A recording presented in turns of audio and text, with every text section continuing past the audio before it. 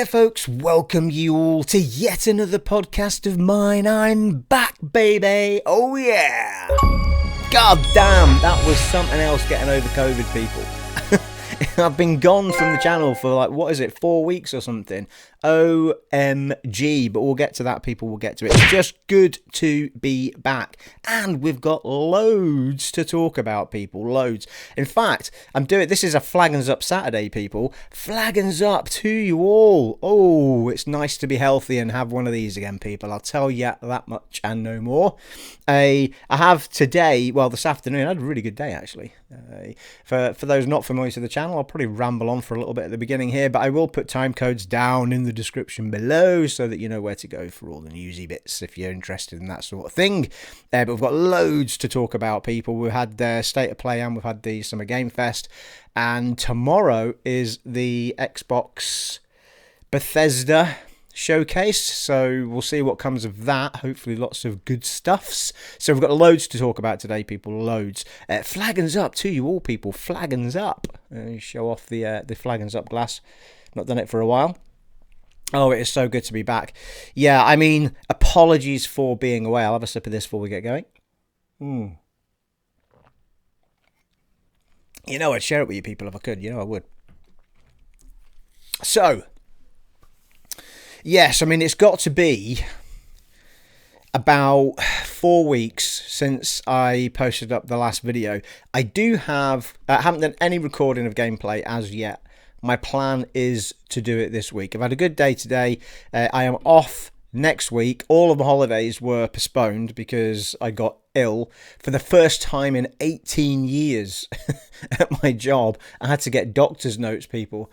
I was off work for 3 weeks with COVID. It was awful.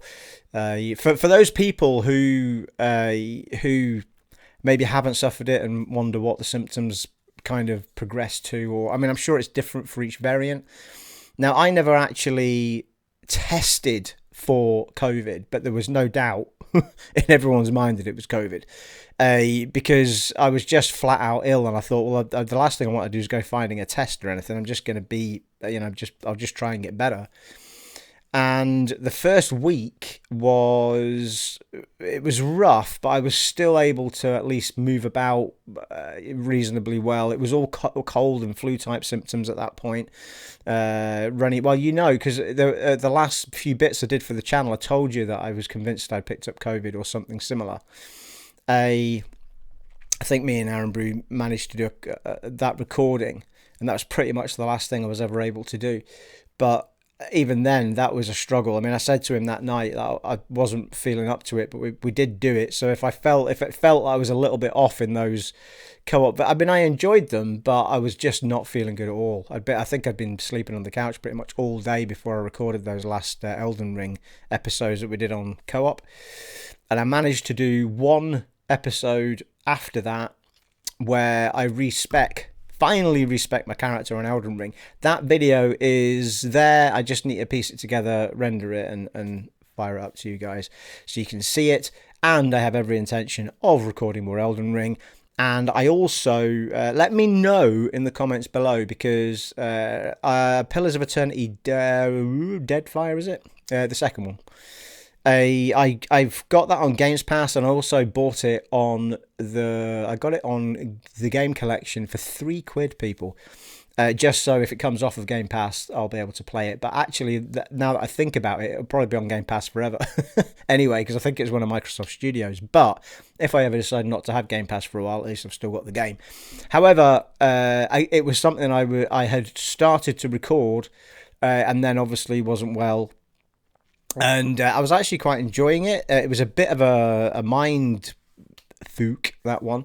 So far as it doesn't always translate easily when you take a game that's clearly designed for a PC and then put it onto a console with a controller. So it does take your mind a little while to get used to it, and it took me a couple of attempts to get going. But anyway, I'm going to bring you a little bit of that alongside Elden Ring once we get going on that front. But for those of you who aren't really familiar with the symptoms or anything, my journey was this. I woke up midweek as I was working away, woke up with a raging sore throat. That was the week before I was meant to be off on holiday, but around the Wednesday, raging sore throat. And I just thought, oh, just crack on, because I can deal with symptoms like that, runny noses, sore throats, and feeling a little bit crap. That's fine.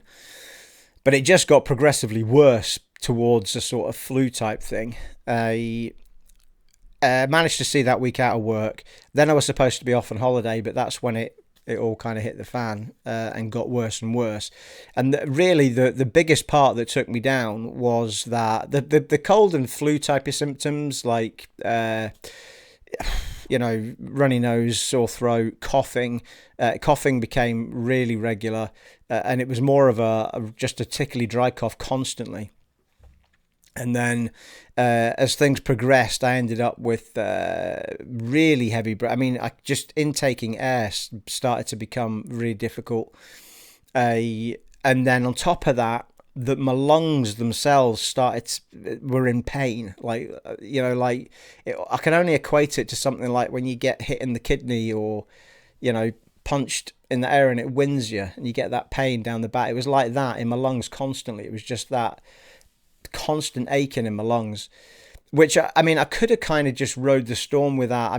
And the fatigue was insane, and I could have rode the storm with all of that and just rested and what have you. But the actual breathing got so bad. There was one night in the second week, so midway through the second week, or the Tuesday maybe, I was this close to calling the 999 number. I just could not breathe. It was so bad, just trying to inhale and exhale. It was just ridiculous. I've never experienced anything like it. Through mouth or nose, you just couldn't intake air. And that was the worst that it got. I must have drifted off that night. Woke up the following morning, felt pretty much the same, but then weirdly, sort of around the lunchtime of that Wednesday, I think it was, the morning after that, around the lunchtime, it seemed to just start easing up a little bit. So I think I'd kind of peaked at that point, thank the Lord. The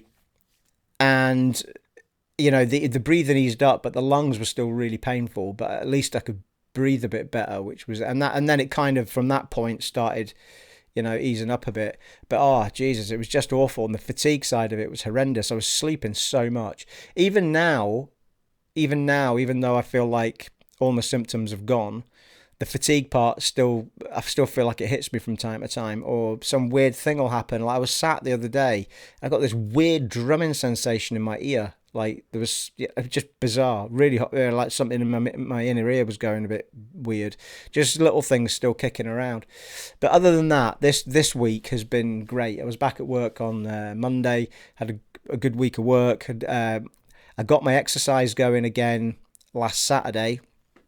That was the gym. Actually, the gym I was really surprised at, because I hadn't actually, outside of the bench press and just dropping it, only 2.5 on either side kilogram wise, I was still pushing 50 on either side, 30 plus the bar. So I was still pushing the weight I was pretty much doing all over the gym. I was pretty much doing the weights. I was a little bit sore the day after, but nothing like when you're away for months. So for 3 weeks of not doing any exercise, I was pretty chuffed with my gym session. And when I finished that first gym session last Saturday, I thought, right, I'm going to attempt a run, right? That was the big tester. I could see if my lungs were up to it. And I was pleasantly surprised that I managed to jog on the treadmill slow. It was only at a pace of about 9 for I think it was about 25 minutes, and then I just walked for a while. And then a few days later, I did another workout, followed by a 5K. So it was a 4K, then a 5K. Bear in mind, before I had COVID, I was doing 10K, 3 10Ks a week. I felt 2 or 3 a week. So anyway, long story short, by the time I got to today, tail end of the week, I managed to do an 8.5K lunch run, which is what I would normally do during the week. And then, or a 10K if I'm using a bit of flexi, but usually 8.5K would be my normal run. And then right through to today, where I did another workout. So I'm happy. I've done 2 and 8.5Ks now, and I've done 4 gym sessions since I came back from the symptoms of COVID. And I feel like I'm pretty much now where I was the 3 weeks previous to, pretty much, not quite with the running, because I haven't tried a 10k yet, so we're nearly there. But the first few runs they were hard work, really hard work, especially the first 8.5k, which would be my normal run. After doing the 4 and the 5 a few days apart, then doing the first 8.5 outside, that was. But when I went out, I thought I'm just gonna make it about distance and not about time or anything like that. I just want to see if I can make a good distance. So I was quite chuffed when I came back, but my God, it was a hard graft. But that run I did yesterday, I felt pretty good with, and it was kind of similar. It got me down to a similar, not quite, but the times I was doing, but similar. So I'm pretty happy. Fitness wise, I feel like I'm back, people. I feel like my guns are starting to build up again. It was so frustrating because I think that was me into my second month of being back at the gym proper, and that hit me, and you're 3 weeks away. What's it going to be like when I go back? But feeling pretty good now. Feeling pretty good. So we're on the up and up, people. I'm feeling really good, and I'm sort of ready to delve back into the channel. I've got this week off, then I'm back at work for a week, then I'm off for another week because I've got holidays I need to use up before the end of July. So I've still got another 3 weeks after this week to get used up before the end of July. So hopefully that's going to give me a whole bunch of recording time to get Elden Rings up, to get, Pillars of Eternity. I think, did I say Pillars of Eternity earlier on? Did I say Path of Exile? I can't remember. It's Pillars of Eternity anyway. Pillars of Eternity Deadfire. I'll do a bit of that. And I've got another game, Vangris or something it's called, I wanted to try out on the channel, even just for a few episodes to see what that's like. So I've got a number of things that we can be throwing up alongside. I'm conscious that the only thing I've been throwing up for a long time is Elden Ring. So, but I'm dying to get back into it. And I'm actually dying to get back into it more than now that I've respected my character. And I'm actually able to wear some other decent armor other than the starting armor that I started with. Because I invested, I think it was 4 or 6. When I respect the points, I immediately put 4 or 6 points onto endurance. I think it might have been 6, just so that my poise was better and I was able to wear sort of better armors that were slightly heavier and still keep my medium weight load so that I can still roll around and stuff. So I managed to do that, and to be honest, the impact wasn't that high because I'd wasted a few points in places I shouldn't have done earlier on. So I don't think I actually gave up that much in order to do it, which is good. So anyway, so there's my COVID journey. Now here's a thing. Here's something else. Why did this happen? I'm trying to remember why this happened, but it's been meaning to happen for a while. I decided that I was going to investigate again on new software for rendering my videos together for the channel. Now, I've talked about this before because I use Sans Serif Movie Plus, which is a product that's not been made now for probably the best part of 5 years, even longer. It might even be 10 years. It's not been made for a long, long time. It used to be something you could get free, and then you could buy the better version of it, and then they just decided not to do it anymore. The company's still around, but they do more graphical type packages rather than the movie type packages or video packages. So for a long time now, I've been trying to decide what to use in place of it, and every time I looked around, I couldn't find one that I liked as much as this one, because it's got some features in it that are just dead nice to use. And so I went looking again, and there was 2. I should have got props up actually for the video. I'll see if I can find the link to the video that I watched with the guy that was sort of recommending them, and he was a really good channel actually. He obviously does it regularly. He goes through, he basically picks out what he thinks are the best lump of free ones, and not demo ones that are actually free, that you can then either upgrade to better packages or or full booner ones if you want to fork out the extra money, and then decides which one he thinks is the best. Now, there was 2 that he pointed out that I then went to look at, both of which have free versions. One is called Filmora, and the other is called DaVinci. Now, DaVinci was the first one I went to because it's a much more in-depth product, and you can get pretty much the whole booner for free. So it was kind of the first place I went. And I spent ages. I think this was last Saturday, maybe. Can't remember what day it was, but it was about a week or so ago. But I went looking into it, and I spent, I was sort of twiddling around with it and trying to get it was just, even for me, my brain was like, this is frustrating as hell. Like, there was little things going on that I was like, why is this so complicated? So it's one of those products, I think, and he did say in his sort of review of them, he did say that, the DaVinci one is definitely one you'd have to spend time with and learn. It's not something that's really intuitive that you just kind of pick up as you look at it. So, and I found that I spent about 4 hours twiddling around with it, and it was doing me head in. So I then thought, right, let's try out the Filmora one. And well, that journey was just so much simpler.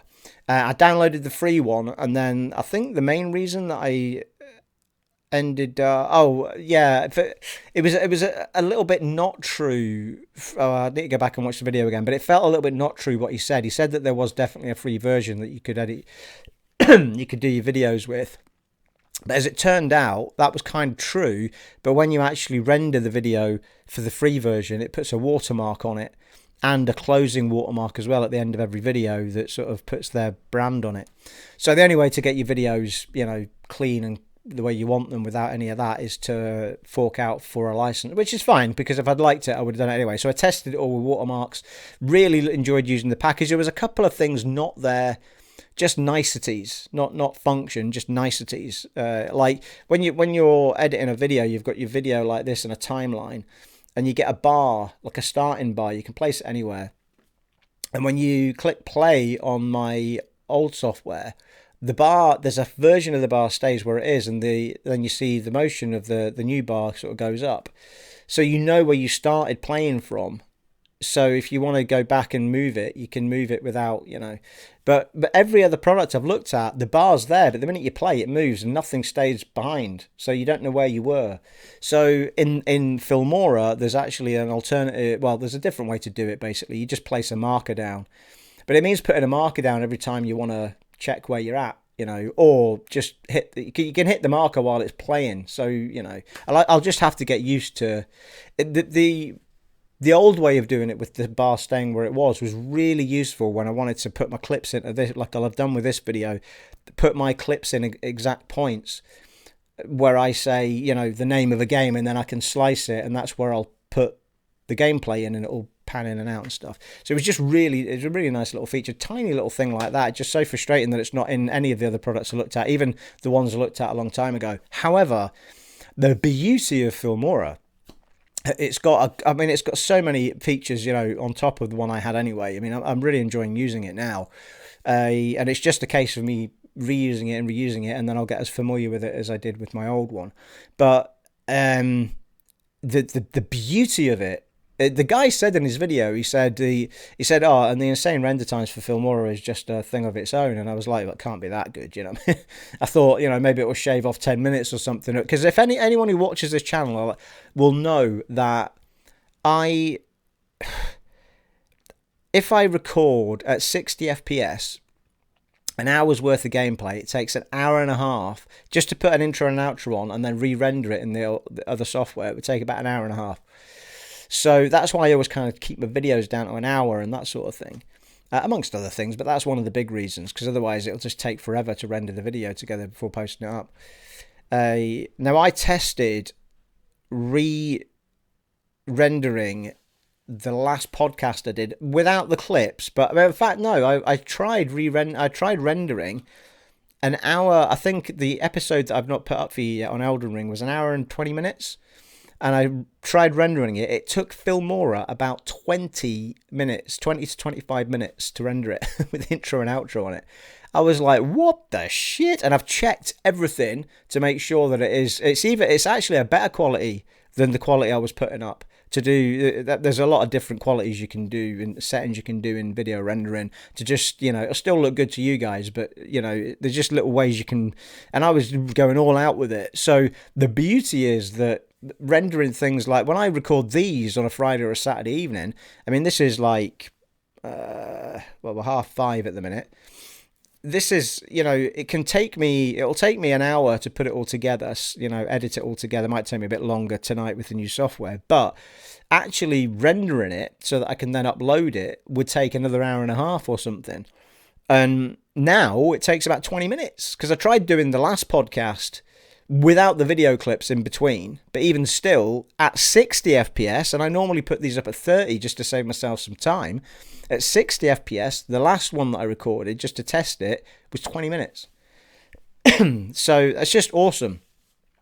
So I could not be more delighted. So if anyone's ever interested in looking at software to render videos together or try this sort of stuff out, or even gameplay and stuff like that, Filmora, a company called Wondershare. I'll maybe try and remember to put a link down. I'm not getting paid any money to advertise this product. I'm simply telling you about a fantastic product I have found. I couldn't sing its praises high enough. The amount of intros and outros you get with it, and all the different transitions and all the different just effects and all that sort of stuff. Especially, I think it's the only thing that's a little bit frustrating, and I understand why it is the way it is. It's like this with every sort of graphical package now. You can't just buy it and it's yours. You have to pay for a license every year, effectively, if you want to keep using it. You don't have to. You could stop paying for it and then move somewhere else. But I need to know now that in order to use that product next year, I'll need to pay them another 50 quid to use the version that I've got, and that's fine for £50. I mean, for a whole year, bloody hellfire, it's fantastic for all the features it gives me. And I mean, you'll probably have seen the intros a little bit different with a folding screen and stuff when I do this one, which is something I've decided on after testing. I'm not sure how the intros, how the transitions will be. If I find funky transitions, they might be a little bit different than my normal ones. So yeah, I mean, I'm more than happy to pay £50 a year for that product because it's superb, But it would have been nice just to pay for it, and then if I wanted newer versions, then I can go and upgrade them or something. But as it is, you have to just pay a yearly 50 quid to keep your contract going with them. It's not even a contract. It's just you buy a license every year to be able to use it. That's all it is. So, but fantastic, yeah. Filmora at Wondershare, and that's what I'll be using from now on, at least for the foreseeable future. Fantastic product. I'm trying to think about what triggered it. I think it was just a frustration that it kept bombing out on this laptop. For some reason, it doesn't like it. It's a very old product though. I don't know. I don't really have any problems with it downstairs. And then, of course, just it takes an insane amount of time to render and stuff as well. So, to be fair, I tried other products a long time ago, and they still took as long as sans serif did. So I think Filmora is just, I don't know what they're doing to make it super quick, but it is amazing. I mean, I even checked the file size that it's spitting out, and it is the same massive file size that you get with hour and a half long videos. So there's nothing being cut back, nothing being cut down. If anything, as I say, it's a stronger look. It's a better quality video. So anyway, superb. Really happy with that. Should we talk about some games? So what I'm going to do is I'm going to rattle through. We had State of Play, and we have the Summer Game Fest. No, there wasn't a huge amount of like massive things that were of massive interest to me, but there were a couple of standouts, and I think we'll see how we go. We'll play it by ear, people. Depends. Excuse me. I did watch quite a few of the trailers again just to remind myself of what was what, especially with State of Play, because I think that was about a week ago. We'll start with State of Play, and this isn't in the order that State of Play was actually. Game Fest will be in kind of the same order. So, State of Play for June, people. We had Resident Evil 4 Remake. We got a new trailer for that. That is coming on the 24th of March 2023. So that is still a fair bits off. I'm still, and I've talked about this in my other podcasts and blogs, I still feel like Code Veronica X was the one to do next. I feel like Resi 4 has already been remastered and touched up to a point where it still looks good, and people were still able to play that game on a multitude of platforms. So I'm not 100% sure that Resi 4 was the one we needed now. However, that's what they've gone with, and I think it'll be a massive success. But I just feel like Resident Evil Code Veronica X would have been the way to go. But I suppose they've done the first Resi, they've done the Resident Evil 2, Resident Evil 3. I suppose it was a natural thing for them to say, right, we'll do 4 now. I don't know where Code Veronica X fitted in with the timeline. I'm trying to remember now. I just remember loving the game. But you were Claire Redfield again in that one, weren't you? It was a great. I mean, it's a fantastic game, Code Veronica X. I really hope that they do the fans justice and let them have it. I mean, we did a poll. That's right, we did a poll on. I did a poll on the YouTube channel, and without question, the game that you guys felt that you wanted more was the Code Veronica X done properly. I can't remember what the numbers were, but I think it was like 70-30% wise. So I don't know why. I mean, you think they would have done some sort of market research to see what fans were after. However, if they've already decided they're going to do both anyway, but they want to see 1, 2, 3, 4 through first, then that's fine, isn't it? I guess I can't see them doing 5. But Code Veronica, I can see happening if enough fans get behind it and keep pushing for it and keep asking for it. They're making an absolute fortune out of these things anyway. Here's a thing. I watched Welcome to... the movie Resident Evil Welcome to Raccoon City. I finally saw that the other day, and I actually really liked it. I thought it was really good. It's the one Resident Evil film I think I've ever seen that's actually stayed pretty faithful to the opening 2 games. I was really chuffed with it. I thought, I mean, there was a couple of things that were a little bit off, a couple of choices on who was playing characters. Not that they did it badly, but just when you've played the games and you know what a person's meant to kind of look like. I mean, the guy who played Leon was good, but he didn't look like Leon. You know, he had like black hair for a start. I mean, he had long hair, but it was black, and he just didn't look anything like the character from the game. Claire Redfield did look fairly like Claire Redfield. So I don't know what the decision process was there. I think there was another character I was kind of confused about.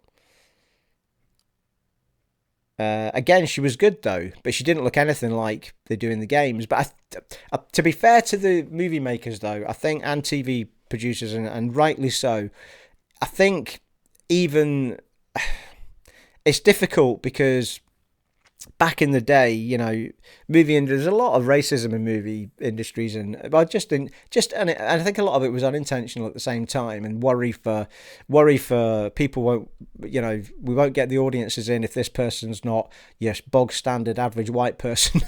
You know what I mean?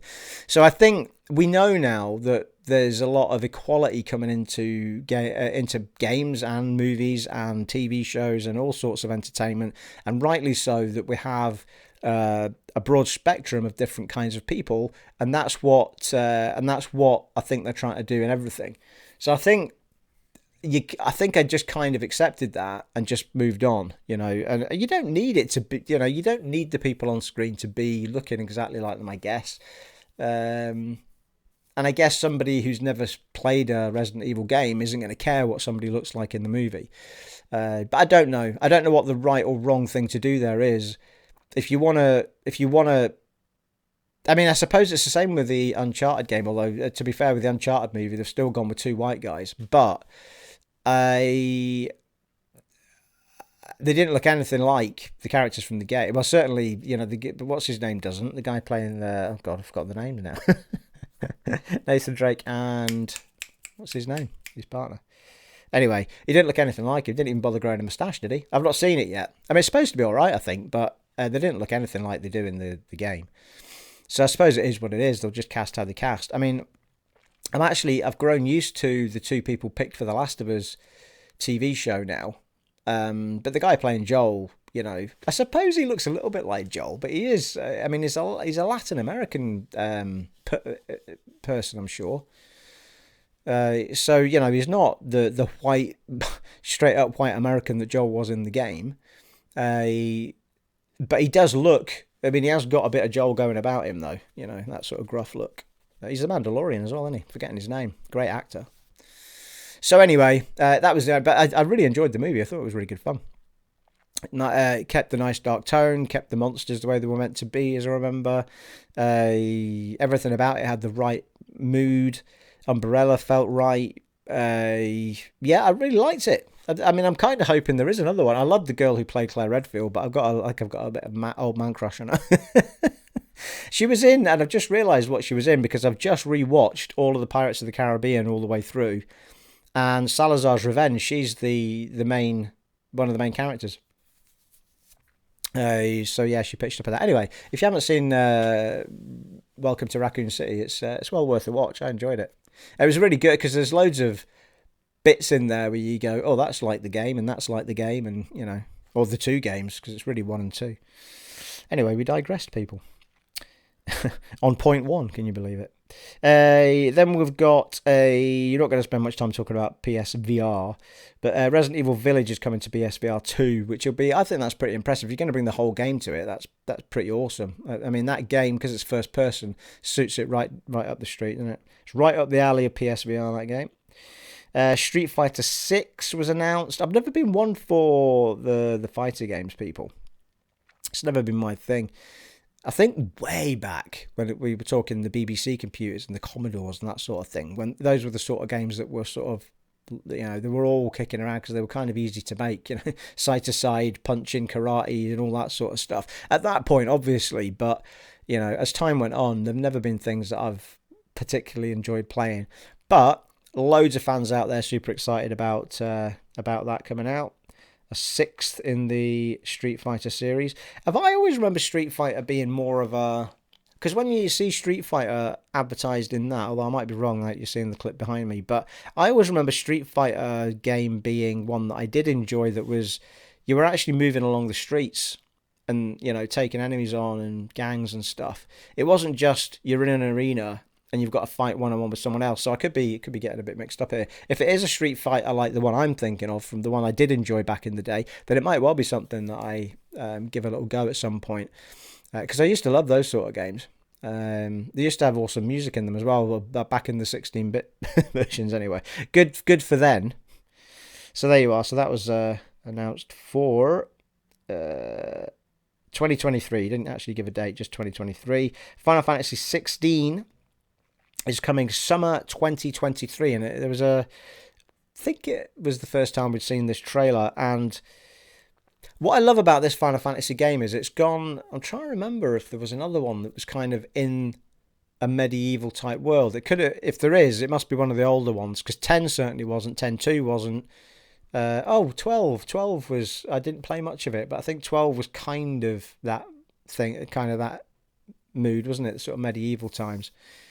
I feel like it was anyway. I could be completely wrong about that now that I'm saying it. Anyway, it felt like there was castles and shit in that game. But anyway, I can't remember one that was certainly as medieval looking as this one, where it's all set in that sort of era. So I am really looking forward to playing it. Looking at the gameplay, I'm a little bit concerned I'm not seeing a party of players. Concern's a harsh word. I mean, the way that Final Fantasy VII played out, there was a lot you played on your own, and the fighting style wasn't the way that it used to be in the old Final Fantasies, where it's a turn-based sort of thing. Like you're all stood there and you get your turns. It was all far more action-orientated, where you had to be on your toes. So that it has kind of changed the way that it used to play, and I kind of like that. I've talked about this before, so far as I think the best turn-based version or battle system that they ever had for Final Fantasy was Final Fantasy 13, because they had that system where you could get it all done quickly without I think it was called paradigm shifts, wasn't it? And it was just really sweetly set up to make the battles bounce through the battles nice and quick, and not have to wait for the next turn of this and that and the next thing. And sped everything up. You could see where the enemies were, so you didn't just end up in a fight every 2-3 steps. It was just really, really well done. And the characters that weren't fighting also got points. So if you did change up your party and you've been running around the same people for a while, those people suddenly had loads of points you could spend on stuff. Whereas with Final Fantasy X, if you didn't use them in the fight, then they didn't get any points to spend, or crystals or whatever it was, forgetting. But that made every fight longer, because I ended up playing it so that I swapped every party member into me. I deliberately made fights last longer so that I could get every party member into the fight and then finish the enemy off, the last one, so that everybody got points, which just became a royal pain in the arse. It became a talent in itself, people, to make sure that everybody got points. But it does look absolutely awesome. But we're not seeing much in the way of party fighting in that trailer, but we are seeing really awesome looking action, and we are seeing a lot of the summons, and we certainly saw a lot of Shiva and a lot of Ifrit, and there was a few others thrown in there for good measure. I think Behemoth was in there. So all the classics are going to be in it. Aaron Brew said the same thing. We wondered if it was going to be more summons focused. I mean, I remember when I played the Final Fantasies, my characters became so strong that actually using the summons, if I remember rightly, was probably not as good anyway. So maybe they've thought about that and thought, right, it's going to be more about you and your summons or whatever, rather than have a party. I'd rather it wasn't. I'd rather you did have a party of people, because it makes it more interesting as a dynamic. Just in the general dynamics of a team, it makes the game more interesting to play when there's a team of people, a team of characters, and so on and so forth. But it does look spectacular, I have to say. It looks absolutely awesome. And I wasn't, anyone that watches the channel knows I wasn't a fan of 15. I didn't like that at all. Nothing wrong with the game as such, just was not up my street at all, that open world Final Fantasy. It didn't work for me at all. And it didn't work for me that it was all guys as well. Like, the dynamic just didn't work for me at all. I don't know what that game was meant to be, but it wasn't for me. First Final Fantasy that I've ever played that I didn't like. So I'm really looking forward to that. Aaron Brew's just he's chomping at the bit for it. There's a 25th anniversary, isn't there, event happening next week, I think, certainly soon. And there's a lot of hope that they're going to be showing off a little bit of Final Fantasy VII Remake Part 2. They'll no doubt show off more Final Fantasy 16 without any shadow of a doubt, and lots more other things, hopefully. But yeah, fingers crossed on that front.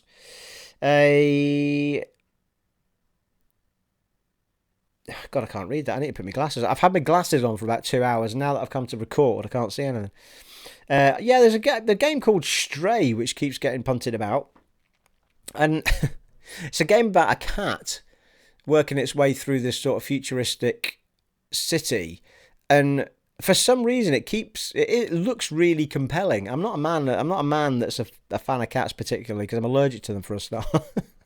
Hopefully I'm not allergic to it through my controller. But it does look really, really interesting. The cat's got it's some sort of device around its neck, on its back. And it enables it to communicate with these little robot creatures that are kicking around the place and stuff. I don't know what the aim of the game is. I think you've got to work your way through, traverse the area, solve puzzles, that sort of thing.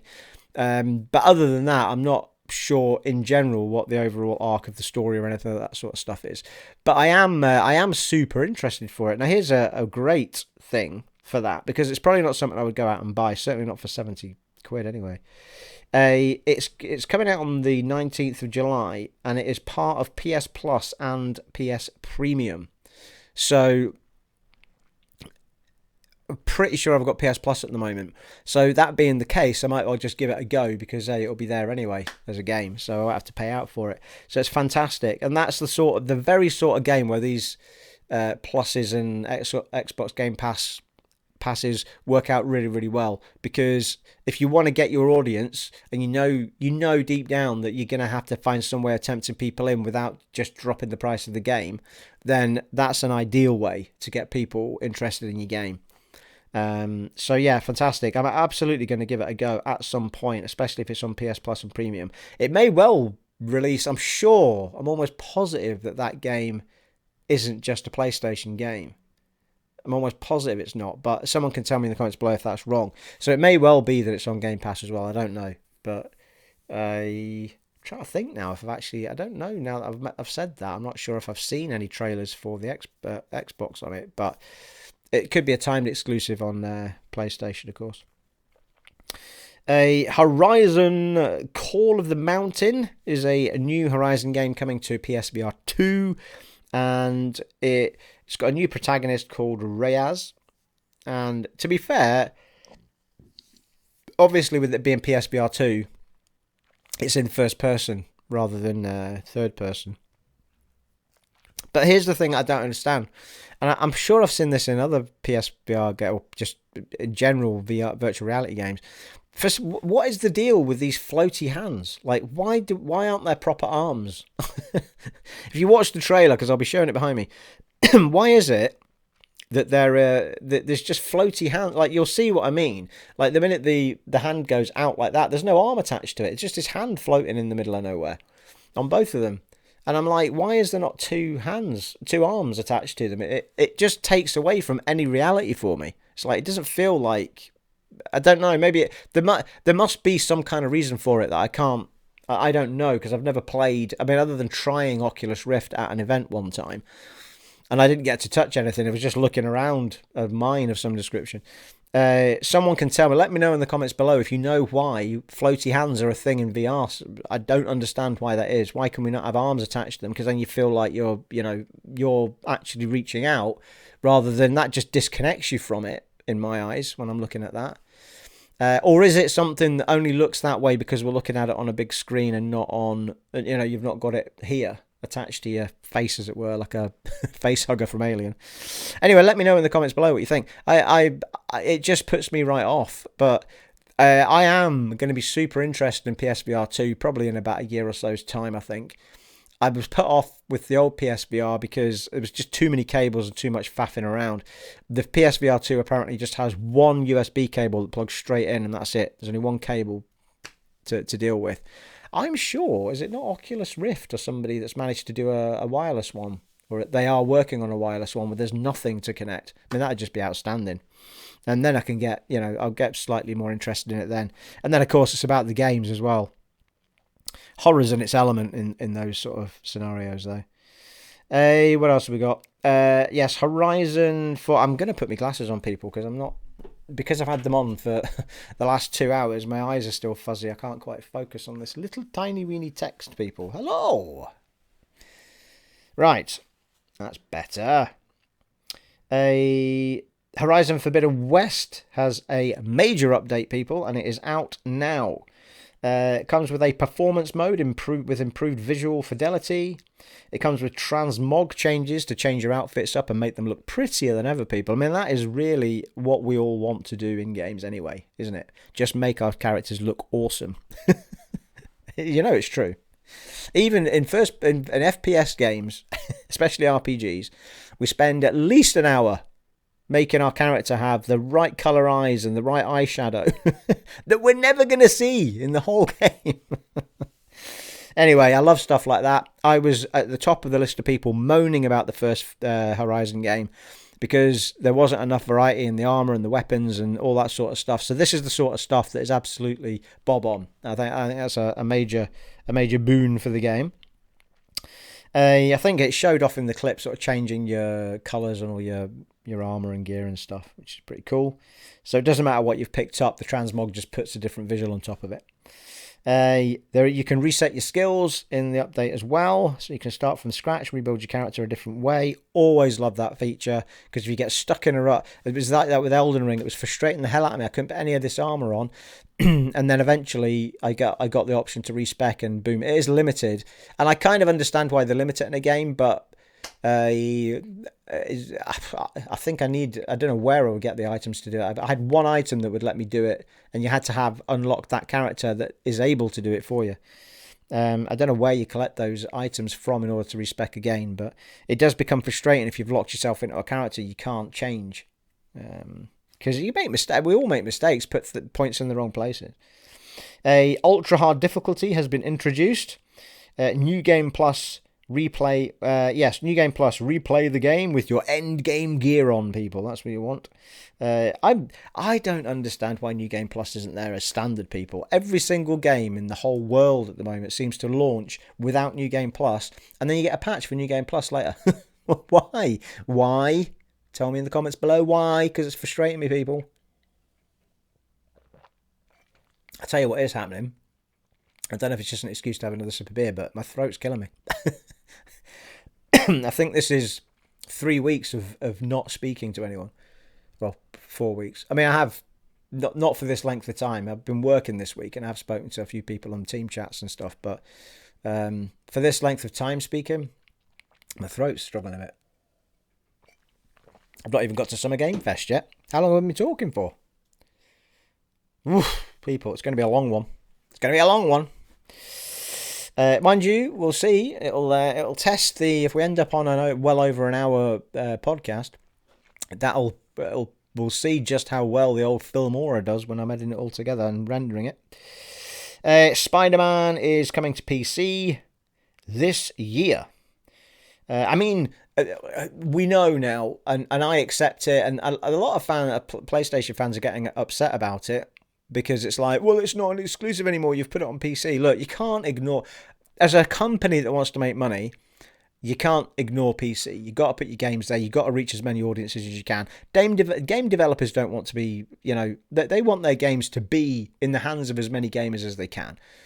It's a console exclusive is what it is now. It's not an exclusive, right? Exclusive in the console world, it's exclusive to PlayStation and it's on PC. It's the same with Xbox now. Every Xbox game either launches on PC or ends up on PC or vice versa.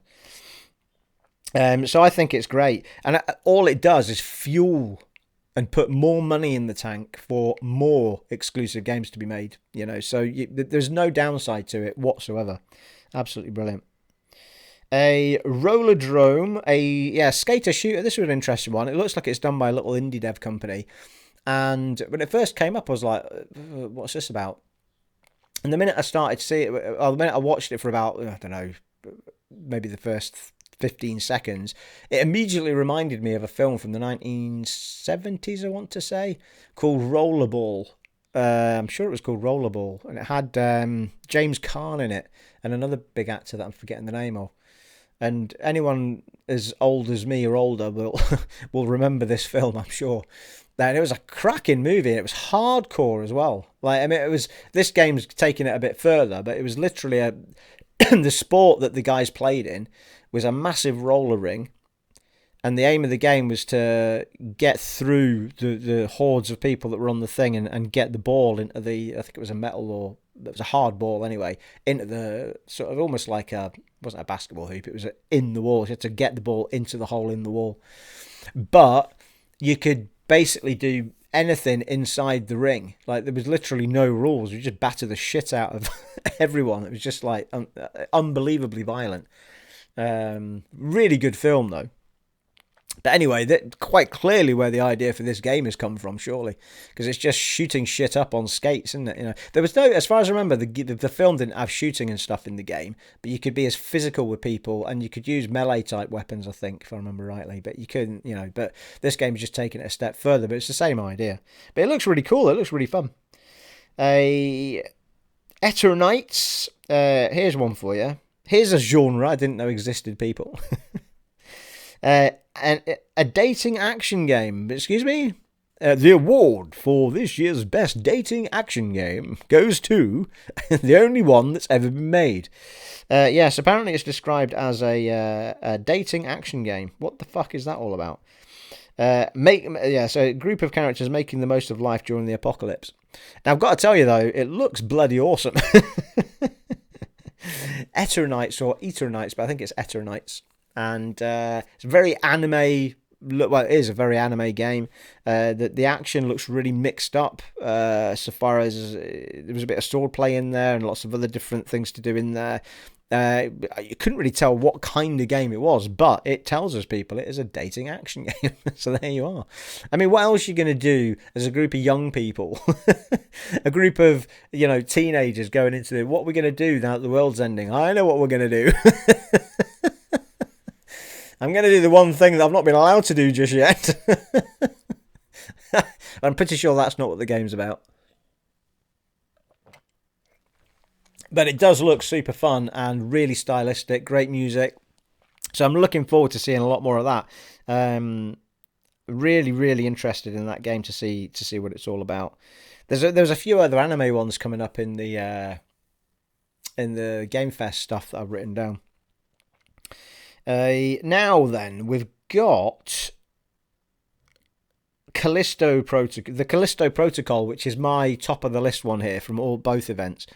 Now I'm gonna come back round to it because it's mentioned in the State of Play and it's also mentioned in the the Game Fest as well. So what I'll do is I'll finish off the state of play with Tunic. We'll move on to the Game Fest and we'll talk about the Callisto Protocol in that lot. Because I think I put all the notes together in there anyway. What I can tell you is... No, I won't. I'll save it.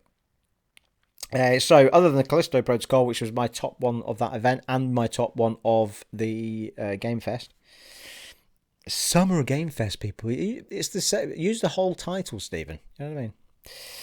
Tunic. Now, this is a little... I've talked about this game before on previous podcasts. I'm not sure if this is actually already... I think this is already out on an Xbox, you know. I think this might have been a timed exclusive on Xbox, but I could be wrong. Someone let me know in the comments below. But I feel like this game's already been out for a bit, and now it's coming to PlayStation, so I might be a bit confused. But anyway, it's sort of it looks the character's kind of Zelda-like. I think he's a little fox or something like that.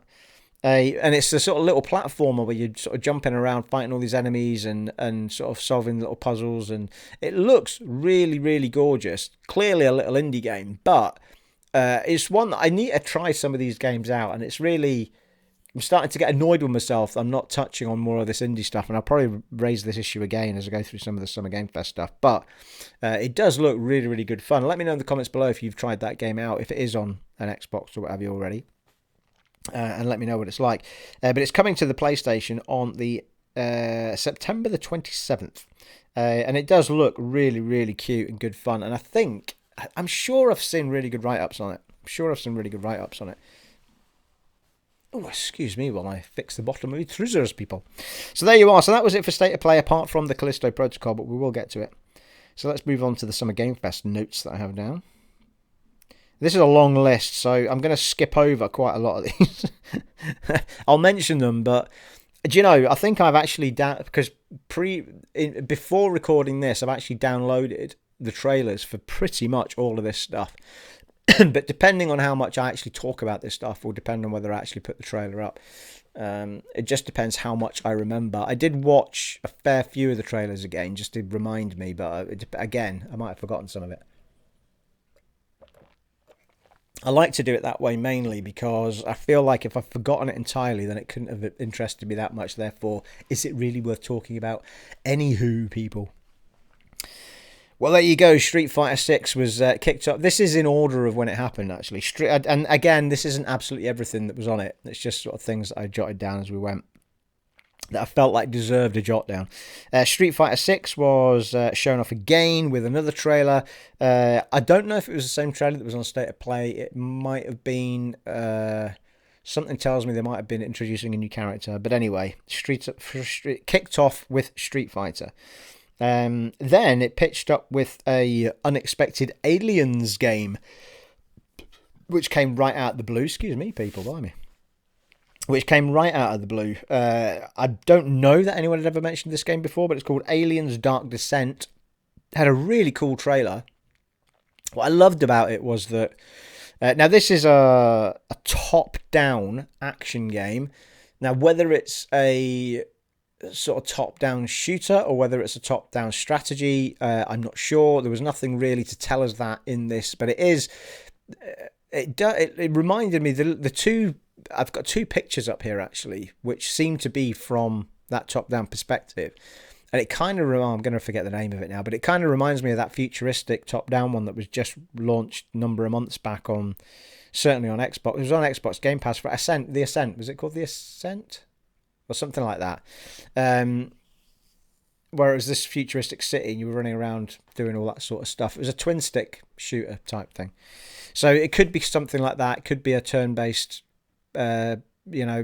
strategy RPG type thing, or it could be anything. There might be more information on it than I've actually got.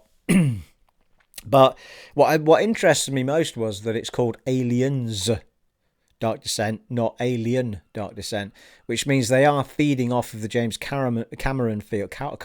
James Cameron, yeah, you know him, the famous director. James Cameron version of that franchise, rather than, so it is all about the Marines, all about the action, all about the onslaught, all about that sort of stuff, sealing up the doors, or, the sound effects were all there, people, the vibe, everything everything was there to make you feel like you're in the sort of Aliens vibe. It was interesting. I rewatched Prometheus and Christ, what's the one after it called? Covenant, Alien Covenant. I watched both of those again recently after not liking them the first time I watched them, but I thought maybe I'll just dive back in and pretend they're not Alien films and see if I enjoy them. There is some good in there, but they don't. To this day, they don't feel like an Alien movie. You know what I mean? I just don't feel like Alien films. They're, good enough movies, but they don't feel like an Alien film at all. Somebody needs to take that franchise by the bollocks and sort it out, people, is what needs to happen. You know what I mean? Take Ridley Scott off of it for a start off. Anyway, yes, we're super excited. It's coming in 2023, and I'm really interested to see what the gameplay is like, because we've had everything that's been done with Alien. Well, I suppose Alien Isolation was a different spin on it, where it was back to the horror, hiding, and all that sort of stuff. That was almost taking it back to the Ripley original story of one alien that's just uber and you're trying not to get killed by it. But in the main part, it's always been aliens, let's shoot stuff, first person, third person, whatever. Oh, Fireteam was out recently, wasn't it? As Alien Fireteam. I think it's done fairly well. But it's always, so it's nice to see somebody doing a different spin on it with the top-down action and stuff. So I'm really looking forward to see what comes of that. Next up was, do we talk about Callisto Protocol now, or do I leave it right to the end? Well, I forget to come back to it. Let's do it in order. So, Callisto Protocol. The Callisto Protocol. There is a "the" there, people. I keep forgetting to say it. The Callisto Protocol. For those people who don't know what it is the new horror space game made by the people that created the Dead Space franchise, who got themselves out of Dodge because they didn't want to work for EA anymore. And to be fair, the company, they shut the company down that made it. Was it? I'm trying. Visceral, who made the company, actually got shut down by EA anyway. But those guys had left a long time before, I think. At least the people that started the game had. So the main guy who created Dead Space effectively is making this game. Now, you might as well call it the Callisto Dead Space, because it is everything I want, this game, and it is a lot of Dead Space in it. I mean, you can just feel everything you loved about the original Dead Space in this game, even Dead Space 2. All right, he's tweaked things a little bit. Like the big health bar that goes down the back in Dead Space is now across the neck here. So that's almost identical, apart from it's here instead of down the back.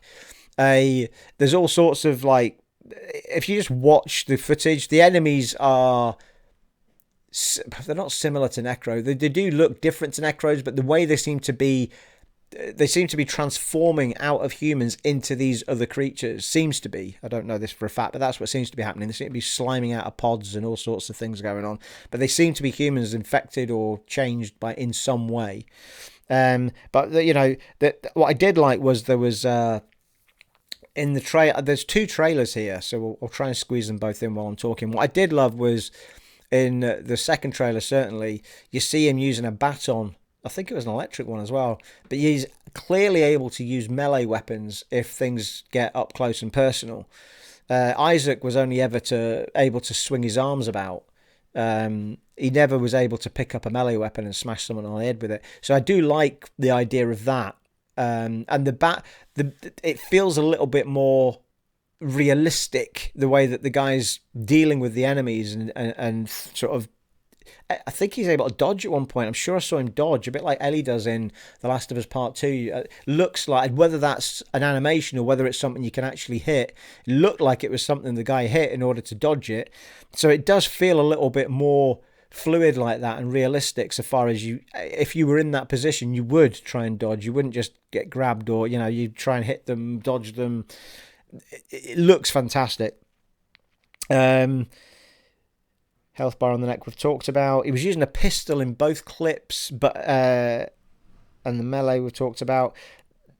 There was a little bit in it where it was showing holographic projections, but not. I mean, it didn't seem to show what his menu looks like. In Dead Space, it was a holographic menu that comes out of his suit. We didn't see that, but we saw holographic images in a room that he'd walked into, and he could see something that happened in the room in holograms. So there is that holographic thing going on that was also going on in Dead Space as well. and the sound effects were all super, super similar, which is great. So this is all good stuff. And here's another one that I was just super excited about. Probably more excited about this than I was about anything else. He was using kinesis in the game and it seemed to be to both pull an enemy and to push an enemy away. So, yeah, he did. I'm positive. I've watched the trailer twice, and I'm positive that he grabs an enemy via kinesis and then throws it, or he grabs it and punches it. But then in another trailer or another part of the clip, he grabs an enemy and he throws it into a massive fan on the wall, and it all gets spliced up. And the very fact that kinesis is in there, I was just like, oh fuck yes. One of the most fun parts of the game. But for most of the part that I could see, it was just using the pistol. So they've been very sly on what weapons, well, that and the melee. They're very clever in not showing us too much in the way of weapons. But you can imagine there's going to be a lot of variety in weapons and such like. I'm sure they've showed a couple of weapons and I've not quite caught what they were. But certainly I saw the pistol. And I did see him going out of his way to shoot a leg and what have you. And I'm sure they're not going to say shoot off the limbs. I think they'd probably get into trouble from a copyright perspective if you've got. But it does look like shooting the parts of the body will have an impact on, how the enemy reacts, which is fair enough. Like if you lop the leg off of an enemy, it won't be able to walk. That isn't the same as if you cut the limbs off, it makes them weaker. That was just a Dead Space thing. But yeah. So, I'm so excited for that game. And guess what, people? It's coming this year. It is coming on the 2nd of December, 2022, people. This fucking year. Don't delay me now. Don't go letting me down, Callisto. Hey, Callisto. I wasn't sure on the title originally, but now I love it. And also, if you didn't know this, Callisto is a moon of Jupiter, if I remember rightly. I did jot that down somewhere. Yes, Jupiter's dead moon, Callisto. And that's why, that's where the Callisto part comes from. The protocol bit, I guess we'll find out when we play the story. Oh, super excited for it, people. Let me know in the comments below what you think of that, because it just looks awesome. Okay, Modern Warfare 2 is coming on October the 28th. Is it just me, or are Modern Warfare games exactly the same as they were 10 years ago? When I see trailers for Modern Warfare games, they look identical to the ones that I'm sure I was playing more than 10 years ago. Like back on the 360, they all look the same. I don't know. Maybe I have to get up close and personal with one of them, but when I watched the trailer for it, I thought there's nothing in the visuals that was crying out at me saying, wow, that looks totally new gen or anything. I wouldn't even have said it looked last gen particularly. It just looks like a Modern Warfare game's always looked. And I'm talking about things like craters on ships and doors and all that sort of stuff. None of it looks any more realistic than it did before, as far as I can tell. Maybe I just have to get my hands on a proper version and try it out. But certainly nothing seems to progress since the last one I played, which was Ghosts. Call of Duty Ghosts, which is beginning of the PS4 life cycle. I don't know. They always look the same. I'm sure it's going to be great. They're obviously feeding the fans with the Modern Warfare, remake of Modern Warfare 1, remake of Modern Warfare 2. And they're not just straight up like-for-like remakes. They're sort of taking their own poetic license on it and doing their own spin on it. Bringing back a lump of characters, maybe not all of them. But yeah. McTavish is back, though. I remember him. I did play Modern Warfare 1 and 2, to be fair. The campaigns were fantastic. I remember playing those back in the day. To be fair, there wasn't a Modern Warfare that I played where I didn't get fun out of the campaign. I always had a good time with the campaigns. It was just a roller coaster ride of action. Just good fun. But I'm shit at multiplayer, people, so we don't talk about it. Ooh, good grief! I've nearly finished that. It's medicinal, people. My throat's dry. I usually finish these podcasts with about half of it still full. Flashback 2, 30 years after Flashback 1, they've made a Flashback 2, or they're making a Flashback 2. I know nothing about this game. It's apparently it was an awesome sci-fi adventure from way back in the day, and I think it's the same two guys that made the original that are bringing it back for a Flashback 2. Everybody seems to be super excited about it, but I don't know anything about the game, people. If I had any podcast worth any shit whatsoever, I would have looked it up and I would have found out and I would tell you all about it. But I tell you what, you tell me about it in the comments below. If anyone remembers what the hell that game is, let me know in the comments below. Now here's one, Witchfire. Which, to be fair, I can't remember the name of the game and I've got it downstairs, but it reminded me a lot of it. Something to do with the mage. Battle Mage. I've got it downstairs, right? First person, running around, firing your magics all over the damn place, taking out loads of enemies, loads of hordes. I mean, it was really good fun. I never finished it, shockingly enough. And this Witchfire looks like a very similar thing, but he's running around with guns and, using the magics and, but it basically just looks like a massive dungeon shooter, but he wasn't in a dungeon, he was up on the main Earth, people. But it does look super fun, looks really pretty, but I must have watched the trailer for as long as it was on, and I got halfway through and thought, okay, well, this just feels like the same thing over and over again. It doesn't seem to be any real depth to it. Now, that could be that they just wanted to show off some action in the trailer, but if that is literally... I mean, my problem with games like that is that there has to be some kind of good story to go with it, or a cracking upgrade system, or, something you got to get your teeth stuck into, because I think this is where I got unstuck with Battle Mage. I think I just felt it was a bit too... sort of same thing over and over again with no real progress or progress so far. Well, nothing to keep you hooked in effectively. Just like, I'm fed up now. I'm just doing the same thing over and over again. So it'd be interesting to see if there's a bit more to it. But Guns and Magic's what I wrote down here. FPS Guns and Magic. But it did look super cool. Looked really good fun. Something I would want to try, but wouldn't buy it at launch because I'd need to know a lot more about it as far as how hooked am I going to be, and how is it going to keep me hooked in, people. Fort Solis. This is a space. There seems to be a few space thrillers going on, but most of them seem to be sort of indie devs doing stuff in space. The only two that I'm remotely interested in would be Dead Space Remake and, more importantly, the Callisto Protocol. But Fort Solis, it seems to be. It's not another horror in space, like Callisto or Dead Space is. It seems to be more of a thriller in space, and it is very story orientated rather than action orientated per se. And it stars Troy Baker and Roger Clark. And Troy Baker is Joel in The Last of Us and many other things.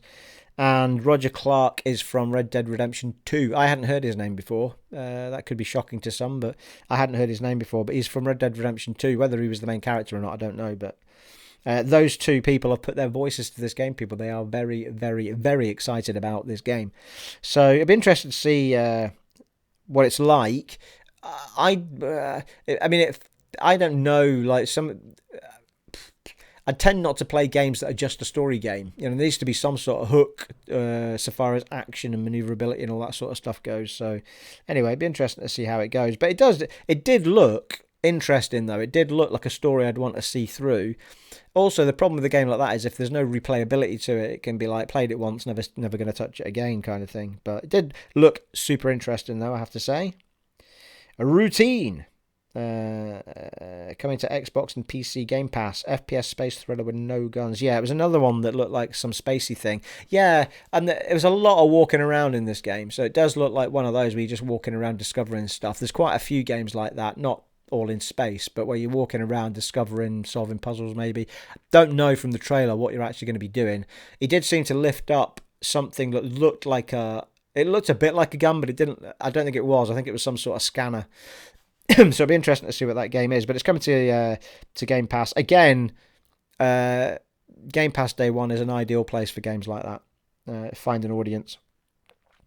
Outriders Worldslayer DLC is coming on the 20th of June. And I've got to say, every time I see trailers for this game, and I actually have this game installed on my Xbox, because it's on Game Pass, or it was on Game Pass. I don't know if it still is, but I downloaded it when it was on Game Pass because it looked super fun, Outriders. I thought I'm going to give that a go. It looked a bit like Gears with Magic. Gears of War with Magic is what it looked like. That's probably how it plays as well. that I always was like, I'm going to give it a go, just see the campaign through and play it. Got decent reviews. I've just not got to it. Never got around to playing it. And I saw this trailer, and I thought, nothing blew me socks off with it, but as I was watching it, I thought I should really play Outriders, just see the story through, because you probably play the story through in about 7 hours or something. You probably just get it done really quick as a story campaign. So I probably will at some point do that if it is still kicking around on Game Pass or something. I wouldn't go out my way. I mean, you can probably buy it fairly cheap now, to be fair. It might be one of those games I just play, 10 years after it was out because it's just free one day, or it was £1. But it does look super fun, and I still haven't played it yet.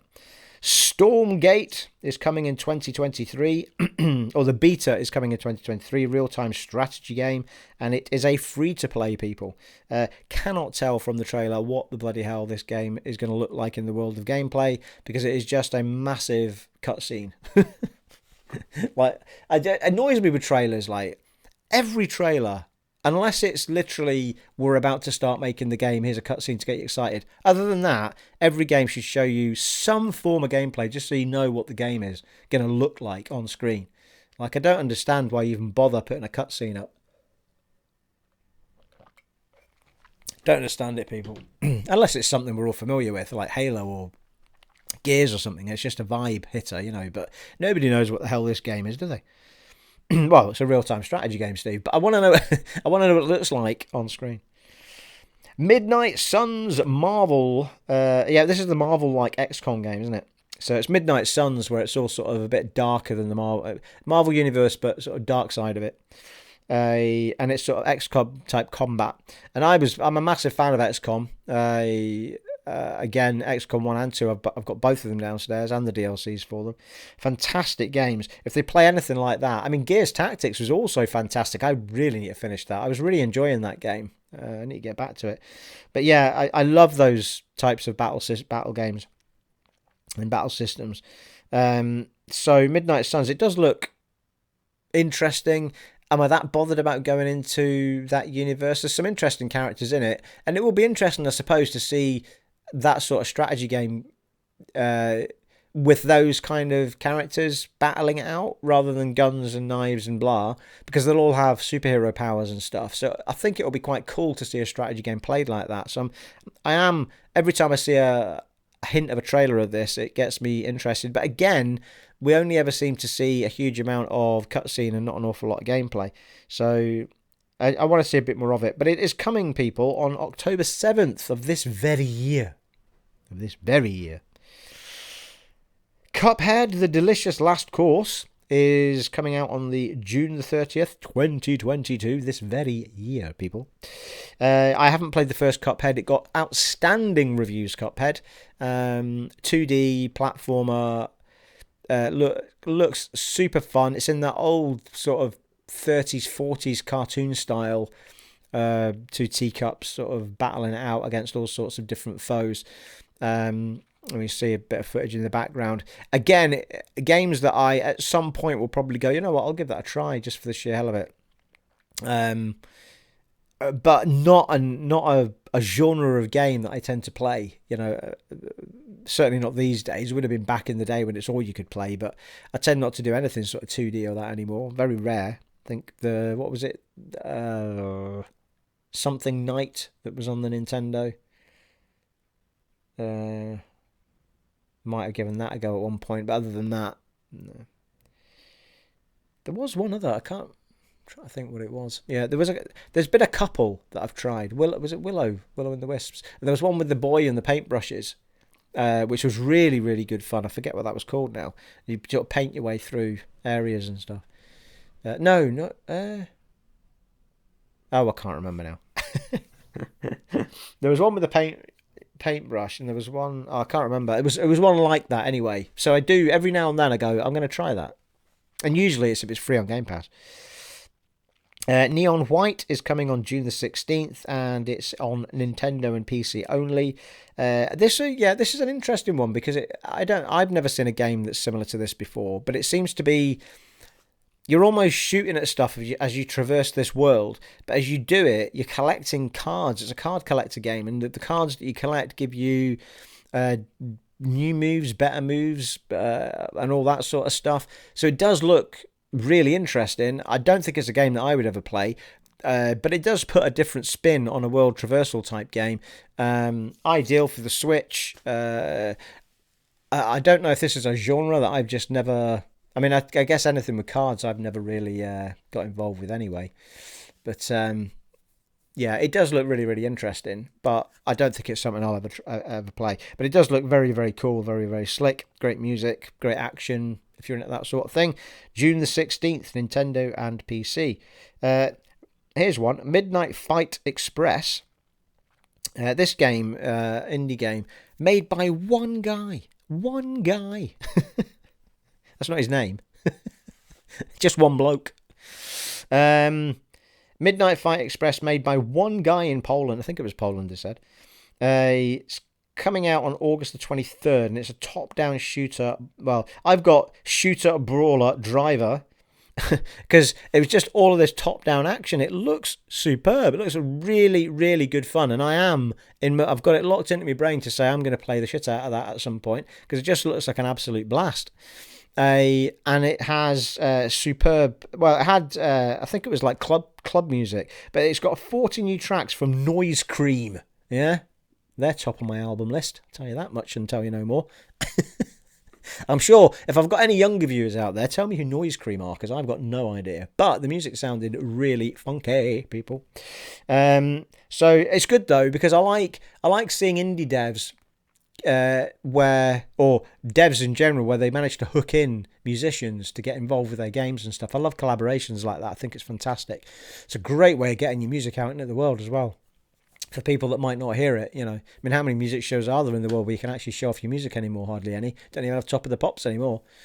MTV barely does music anymore. You know, it's like...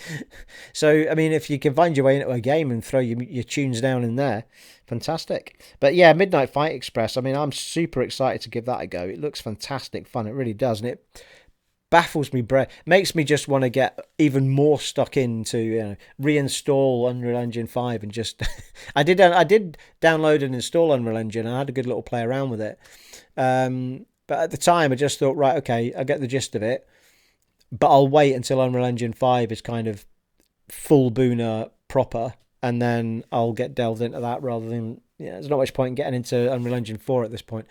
But I don't know that I'll ever make anything, but I just want to wrap my head around what's involved in making a simple level, or, that sort of stuff. So it does look really... An Unreal Engine 5, without any shadow of a doubt, brings so many tools to people that you can make a game without even coding people now. You know what I mean? The Unreal Engine 5 will...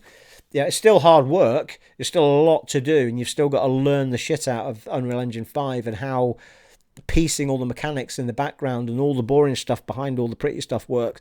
I say boring, it's not boring to everybody, but you need to understand how to tell things to tell a blob on the screen to do something or react to something. All that stuff happens behind the scenes, and that would back in the day all have been code, but you can do it with other things now that are in tools that are in the system. So anyway, but it's just super exciting to see people do that. This guy was a developer already, though. It's not like he just decided to... But from what I can tell, he was already a dev at other studios before he decided to do this on his own. But still super impressive, though. It looks fantastic. There was an update for Warframe. Warframe, the Deviri Paradox is on its way. Not a game I've touched in years. Star Rail... Yeah, now here's two. There was a Hoyoverse. Is something I didn't know existed, people. It seems to be the Hoyoverse's games. They seem to be very anime-oriented games. Say that after you've had more than this. And I've got to say, the first one, I think Star Rail is an existing game. I should have checked this out again, actually. But Star Rail is an existing game. Didn't show too much in the way of gameplay off, as I remember. But the one that kind of jumped out afterwards was a new one called Zenless Zone Zero. Zenless Zone Zero. Again, not easy to say after a few of them. I've only had one. I've not even finished that yet. And they're part of the Hoyoverse, and they're very anime-orientated action games. But the Zone Zero one, ZeniMax Zone Zero one, I mean, that looks super fun. So I'm actually really keen to see more of that. I love those animator. I remember watching it and thinking, because Aaron Brew was texting me, my son was texting me through that when the Game Fest was on, and I said to him, "Oh, it looks very Ni no Kuni like in its style, you know." But apparently, this has been around for. Oh no, hang on a minute, I might be getting confused with something that comes at the end of this. Anyway, but one of them, they're all anime type things anyway.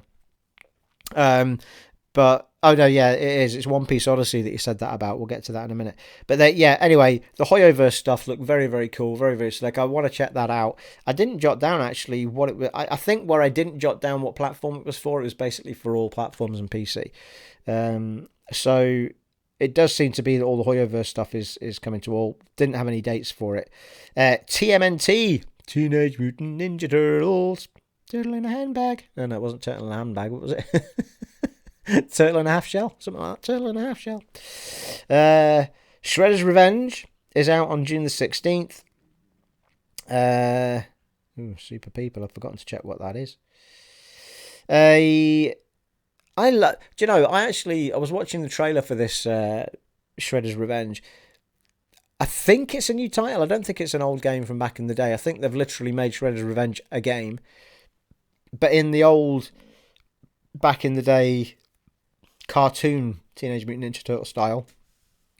And they've done it in the 16-bit kind of side-scrolling action type thing, a bit like Street Fighter would have been. And they've thrown all kinds of action types in there, fighting, riding the shells, sort of skateboarding. I mean, it looks really, really good fun. The music sounds fantastic. I love seeing games like that pitch up because it really is kind of a flashback to, you know, certainly for me, a flashback to my younger years as a younger man in the gaming world. And I love seeing stuff like that pitch up. And you see it from time to time, that sort of 16-bit type stuff pitching up. Well, I don't know if it's particularly... Yeah, it is. It's 16-bit, I think. But that 16-bit style. It's not in 16-bit, but yeah. I mean, I mean, it looks really good fun. So, again, it might be something I end up giving a little go if I see it somewhere on Game Pass or something at some point.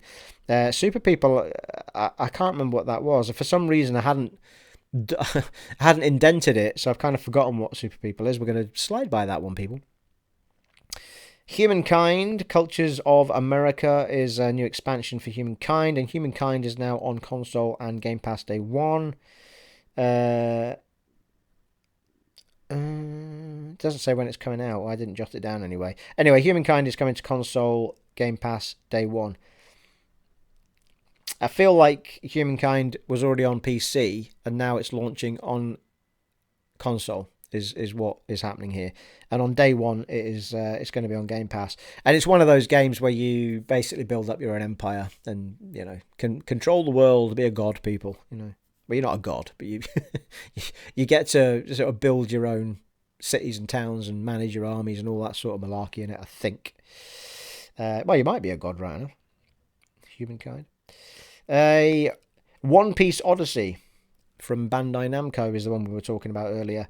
Now that is a proper anime. That is the one that I was watching it, and that's when I said to Aaron Brew, it feels very Ni no Kuni in its style. And he said to me that apparently One Piece Odyssey has been around for a super long time as a franchise, just in general as an anime type thing, I think. So it's not a case of Ni no Kuni looks like one, you know, One Piece Odyssey. It's probably the other way around. But you could argue that most anime looks similar, but it did feel very Ni no Kuni. But Ni no Kuni is the one that I happen to have played, the White Witch one. Haven't played Ni no Kuni 2. Didn't get as good reviews, did it? But Ni no Kuni 1, absolutely superb. I played the PlayStation version of it. But I love the anime style when it's done really well. Like, Ni no Kuni had me hooked in for so many hours. That was a tough game as well. I mean, that game sold it. I mean, it looks on the surface like a kid's game. It is not. Like, that is a solid game, that.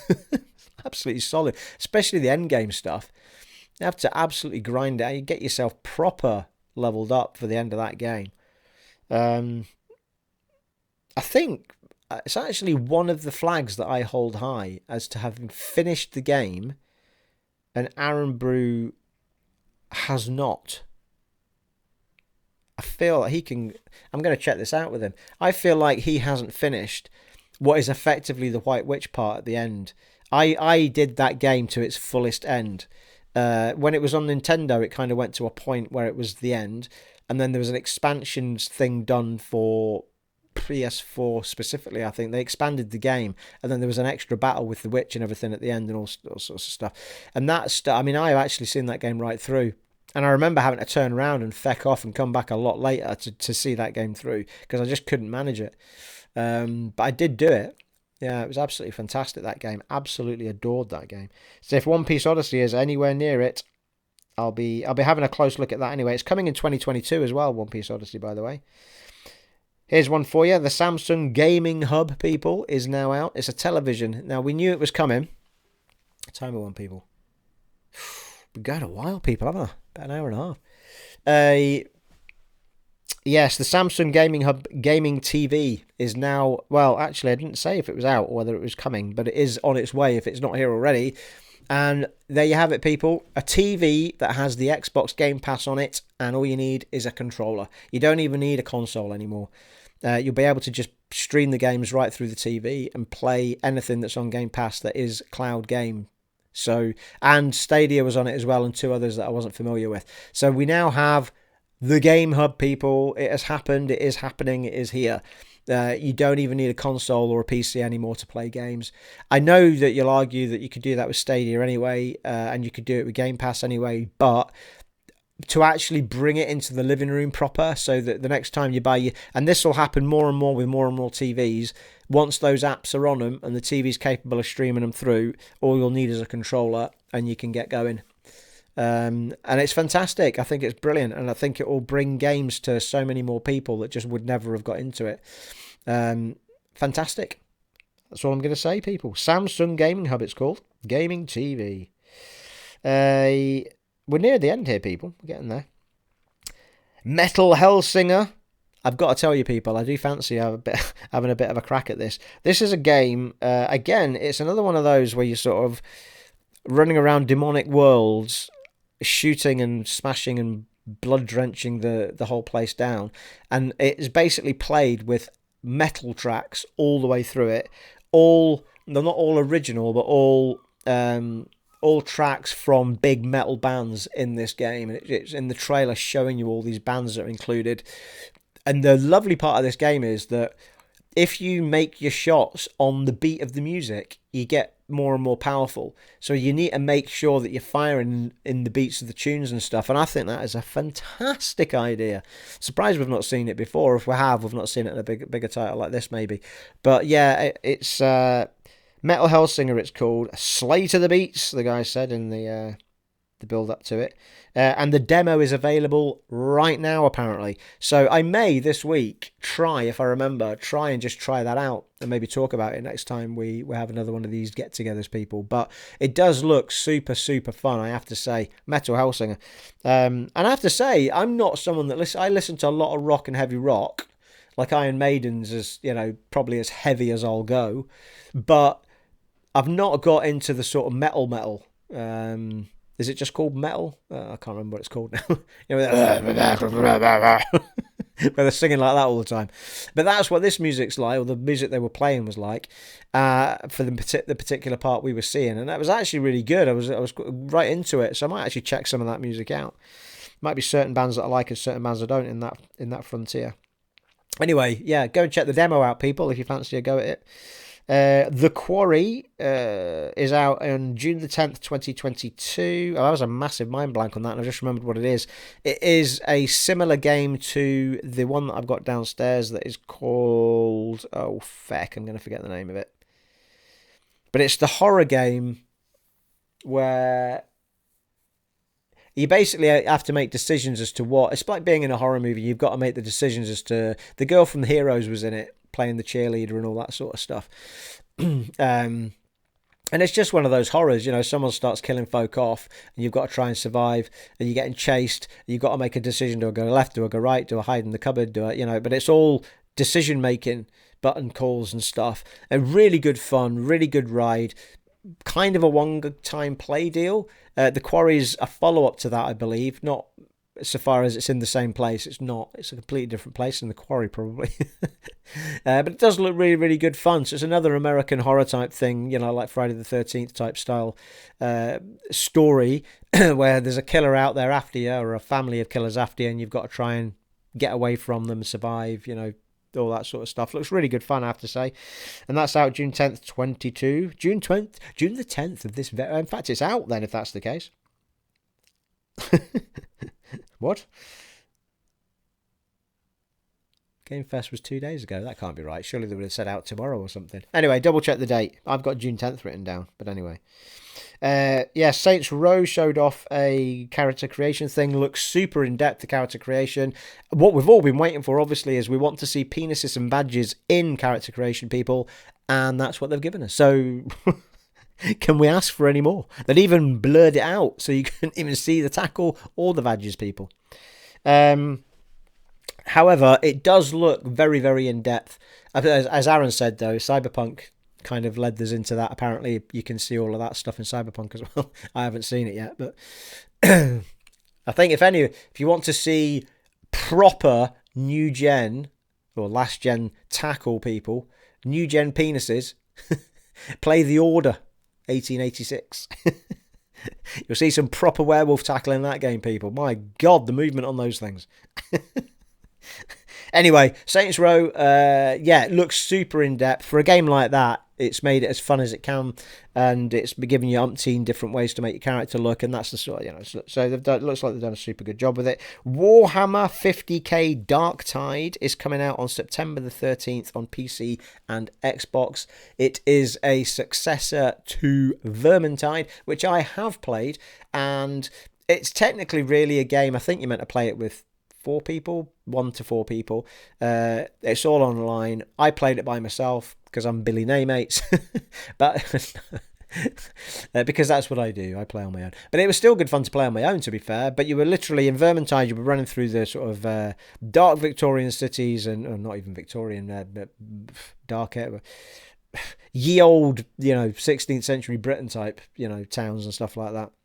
18th maybe, shooting all types of vermin flying at you, and really good fun. Blood and guts everywhere. Take on the hordes in each level. Back to the center point. Go to the next town and all that sort of stuff. Really good level up systems. This one's more futuristic. The battle is more. The weapons are more, guns and lasers and all that sort of thing, I think. So it's just a futuristic version of Vermintide, which was sort of set in ye old days. This is set in ye future days. But it does look super good fun. Interesting that it's an Xbox exclusive. I don't think Warhammer is necessarily Xbox exclusive. It's on PC as well, so it could be a timed exclusive for Xbox.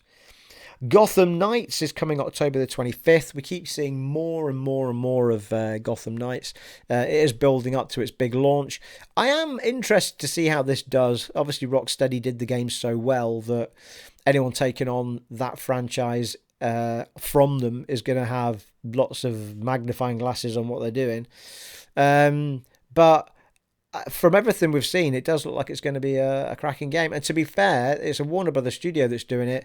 And they've brought us really crisp titles, Shadows of War, Shadows of Mordor, the Mad Max game, I'm pretty sure, was a Warner Brothers game. So, they've brought us some really solid titles. So, it'd be interesting to see how the game plays. It'd be interesting to see if people take to it without Batman there.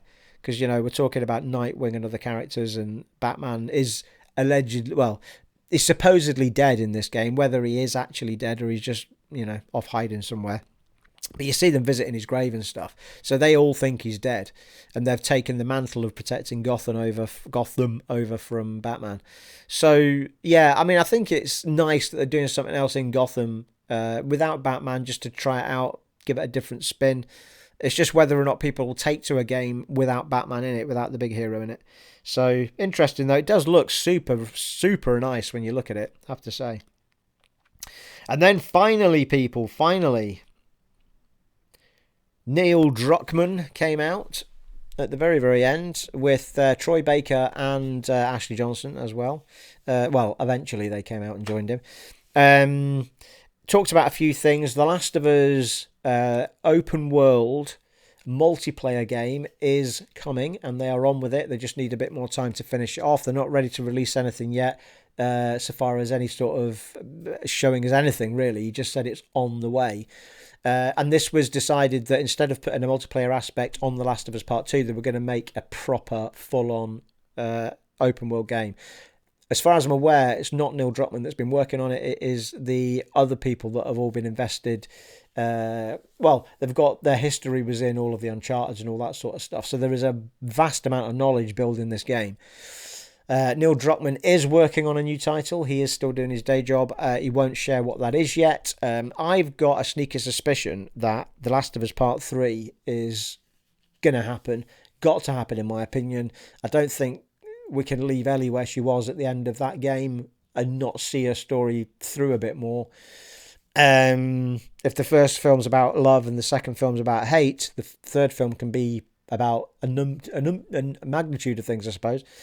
But I feel like the very fact that the last thing that they showed us, which was The Last of Us Remake, which is now, or it came up on the screen as The Last of Us Part 1, suggests to me that there's going to be a Part 3. So Part 1, Part 2, Part 3, that just came up on screen there. So I feel like we're going to get a Part 3. But that was never, that's not even been hinted at yet. But I'm very excited about the fact that they've rebuilt, basically remade the game from the ground up with The Last of Us Part 1.